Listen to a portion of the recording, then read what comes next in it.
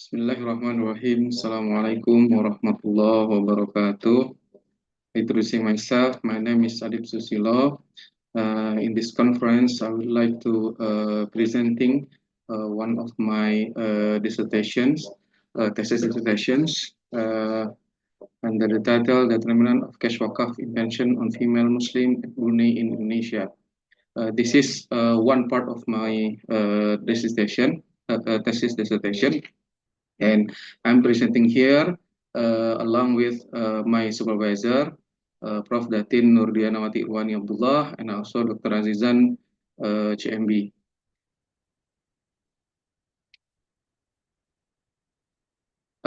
First of all, Wakaf through history has been developed since even before Islam as religion as well as a country. Uh, First wakaf is conducted by Rasulullah is Masjid at Quba, and then after Islam, wakaf firstly conducted by Umar bin Khattab through a well in Makkah that still exists until today. And secondly, wakaf developed by Usman bin Affan through a bank that financing the needy in Makkah. Also, in part of higher education institutions, Al-Azhar is the oldest educational institutions in Islam that is based from Wakaf.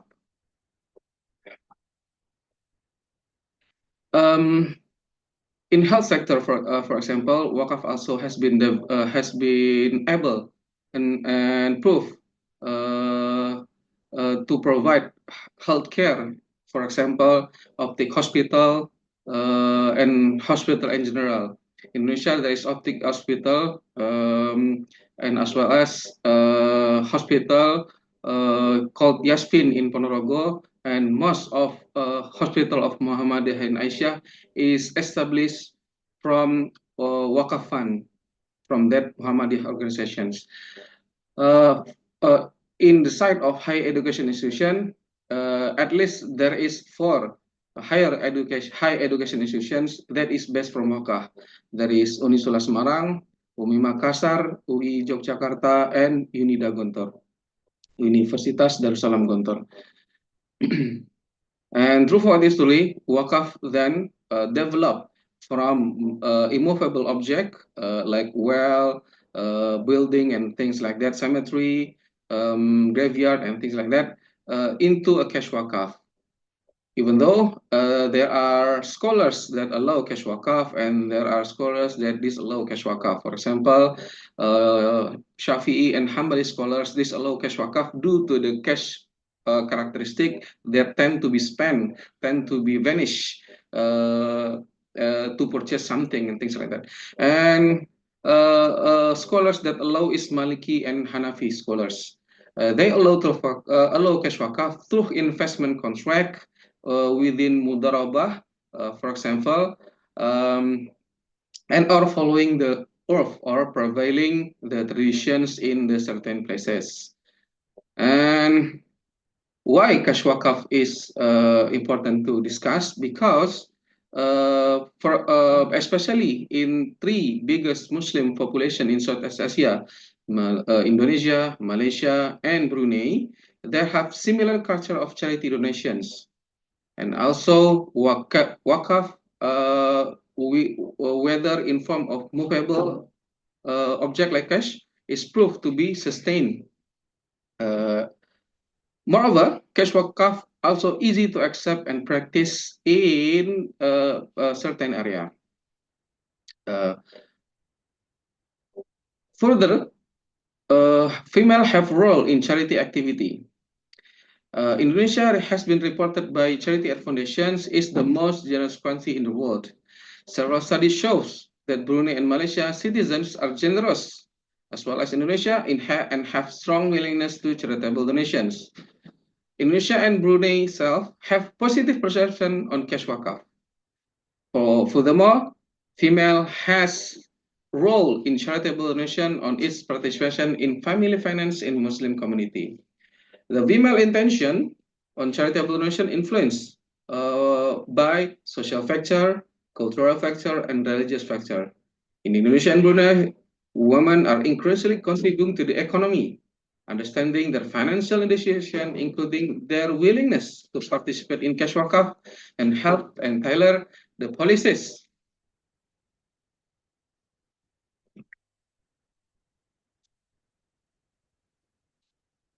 A,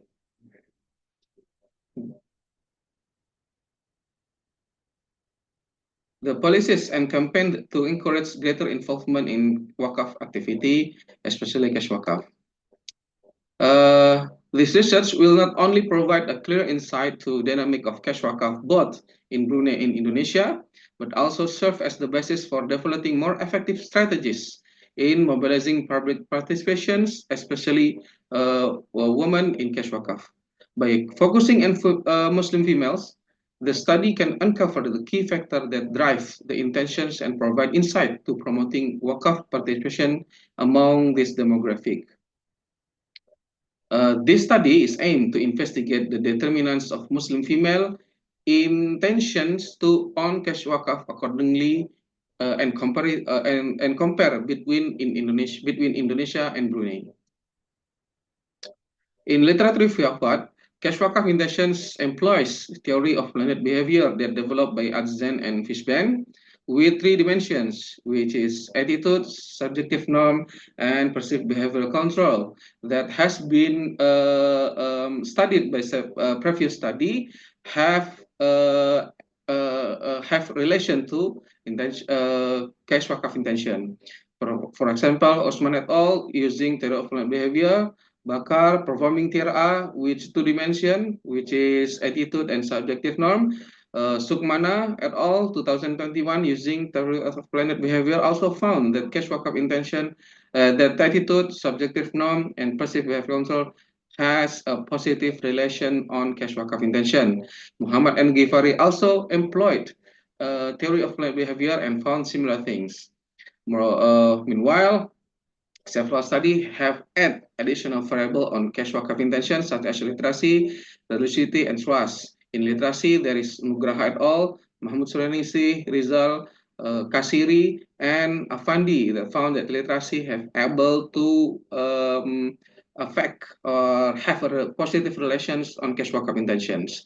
Meanwhile, in religiosity, and Menwar developed 5 dimensions of religiosity that can affect in several behavior studies. That is found also by Rizal Amin, Hutomo Mufraini, and Harati, Shafir, and Korota, that religiosity with 5 dimension able to affect or have a positive relations on cash wakaf intentions. Meanwhile, trust also find to have a positive relation on cash wakaf intention by Abdul Jalil, Syukor, Kasri, and Ramli, and Fandini and Ratnasari. In part of methodology, the sample size of this study is from the populations of both country, especially in female Muslim. Female Muslim in Indonesia is 163.3 million, and in Brunei 215,000 female Muslim as populations. Through solving equation within the 10% of margin error, you can find that both countries have a 100 sample size. From that 100 sample size, we can see the percentage of the sample along with the age, marital status, educational level, occupations, as well as their income level. We can see in the slide below. Furthermore, this study employs multiple regressions which have prerequisite tests, hypothesis tests, and regressions. Prerequisite tests, this study employs normality tests and multi-collinearity tests, while hypothesis tests using partial test or t-test with p-value as well as f-test for simultaneous tests. Meanwhile, the regression in the study using R-square coefficient determination as well as provide regression equations. In data analysis, we can find that the normality test has been passed since the significant value of the Monte Carlo is above 0.05. with the threshold that the data should be normally distributed, which is should be insignificant or should be above 0.05. Based on collinearity data test, there is no collinearity issue in this data because the tolerance value is below 1 and the VIF value is below 10. Uh, this is the credential of validity of the variable. The Cronbach alpha for altitude is 0.8, subjective curve is 0.9, perceived behavior control is 0.7, reliability is 0.9, trust is 0.9, and intention is 0.9. Hence, all variable is valid and reliable to be conduct in regression analysis or hypothesis test. Based on the hypothesis test, this is the partial test of the t-test as well as the f-test of the regression analysis. We can find that in Indonesia, attitude, subjective norm has no effect on female intention to perform cash wakaf. Meanwhile, perceived behavior control in Indonesia have a positive relation on cash wakaf. Accordingly, religiosity and trust has no has no relations on cash wakaf intention on female Muslim in Indonesia.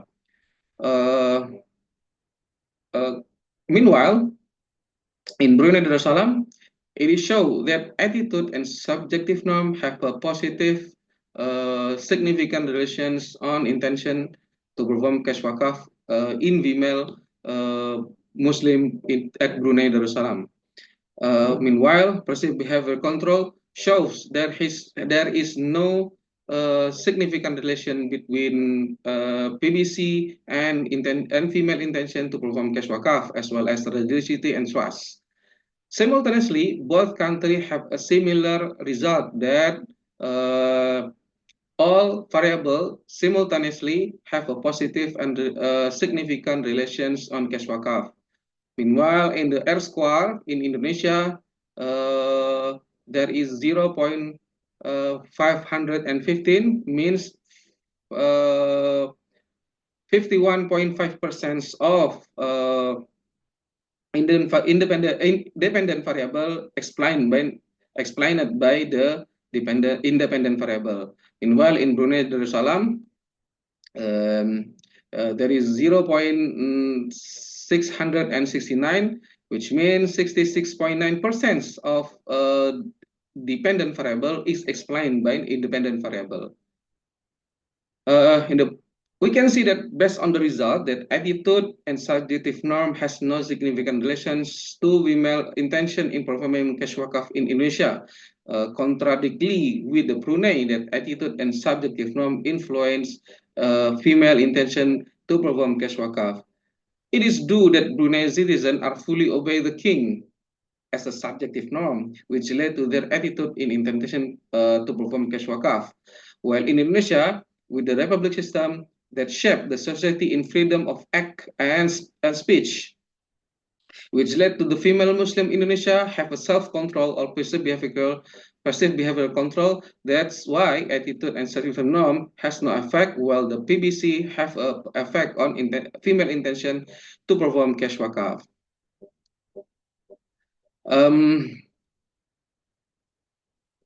Accordingly, as mentioned before, that PBC in Brunei has no effect on intention on intention and female intention to perform cash wakaf, while Indonesia have a positive relation in intention and female Muslim intention to perform cash wakaf.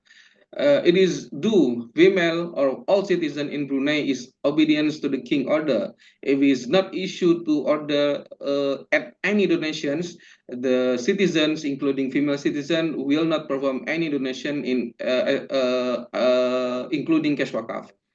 Meanwhile, in Indonesia, female in Indonesia have a full control of the financial themselves or their financial or the family financial. Moreover, female in Indonesia also have a full control to the husband pocket. So the female in Indonesia control the money in family, including their husband money. So the study suggests that the importance of cash wakaf literacy, not only for Indonesian citizen as well as Brunei citizen through female Muslim. Increasing understanding on the benefit of cash wakaf is also important to increase the participation of cash wakaf and performing cash wakaf. It is also to show that sustainability of wakaf through the literasi can be shown whether in movable or immovable wakaf object. The study also suggests that cash wakaf literasi as an additional variable in wakaf behavioral studies. As a closing and conclusion, current studies show that the attitude, subjective norm, and perceived behavior control as predictor of therapy is usable and investigate the female Muslim intention to perform cash wakaf, whether in Brunei or in Indonesia. The study found that attitude and subjective norm is supported in Brunei, while rejected in Indonesia. Meanwhile, perceived behavior control is supported in Indonesia, while rejected in Brunei. Respectively, trust and reliability is rejected in both countries. Simultaneously, both countries shows that all independent variables are influencing dependent variables simultaneously for Muslim female in both countries. R square, as mentioned before, in Indonesia is 51.5%. Intention to form cash wakaf is influenced by an independent variable.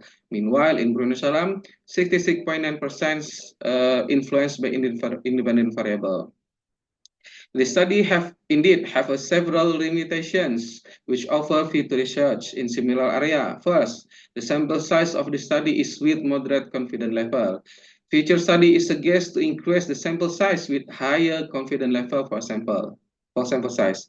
Secondly, the current method is employs only multiple regression analysis. Future study is suggested to employ mediator variable or using structural equation modeling or SEM with intervening variables. Lastly, the finding of the study is depend on the honest of the respondent. The respondent might be agreed that their environment to desirable answer and disagree towards the opposite of the environment which not express their truly feeling. That's all I can present. Thank you. Wassalamualaikum warahmatullahi wabarakatuh.